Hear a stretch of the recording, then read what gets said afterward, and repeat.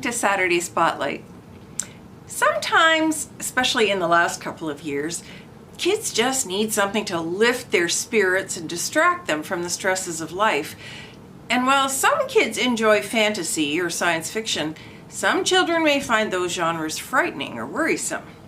So, what better escape than into the pages of a funny book? Even children who are reluctant readers can often be engaged by a book that makes them laugh. Here are a few suggestions for books old and new that have made me laugh and might do the same for you. Many books use silliness or improbability to make children laugh. Nugget and Dog, Kung Pao Chicken, and Baloney and Friends take an everyday thing like food and turn it into wacky characters who have silly or crazy adventures. In a way, they're teaching kids a strategy for managing their own stress. Many of these are written in graphic novel or cartoon style, while others combine regular narrative text with speech bubbles and variety in the style of illustrations to keep the mood light and minimize the amount of text. Nugget and Dog even begins with an explanation of how to read a graphic novel. So it's a great book to start with. Melanie Watt, the author of the Scaredy Squirrel series, turned things around and made her hero afraid of everything, making him obsessed with following the rules.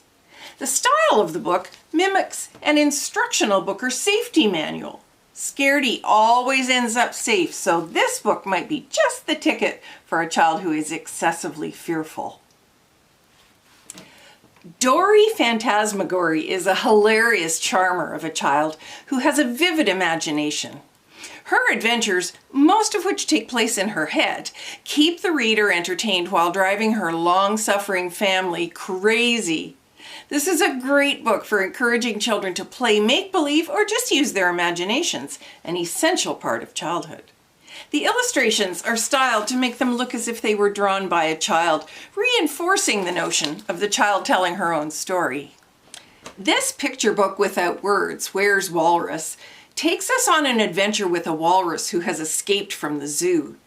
The clever, highly stylized illustrations keep us guessing along with the zookeeper who is trying to find him.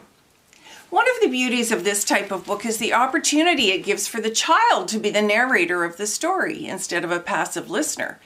Children who have been read to a lot will have no trouble adapting to that role, and even quite young ones will enjoy the puzzle of finding Walrus in unexpected places.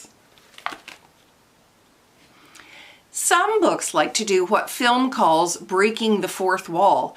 In other words, acknowledging that there is a reader reading the book. This is just inherently funny because it's not the usual convention, and kids will get that. Wordy Birdie, the book with no pictures, and Don't Blink all use that device to some extent. Books like Dragons Love Tacos and Alan's Big Scary Teeth are books that take a scary subject and make it laughable.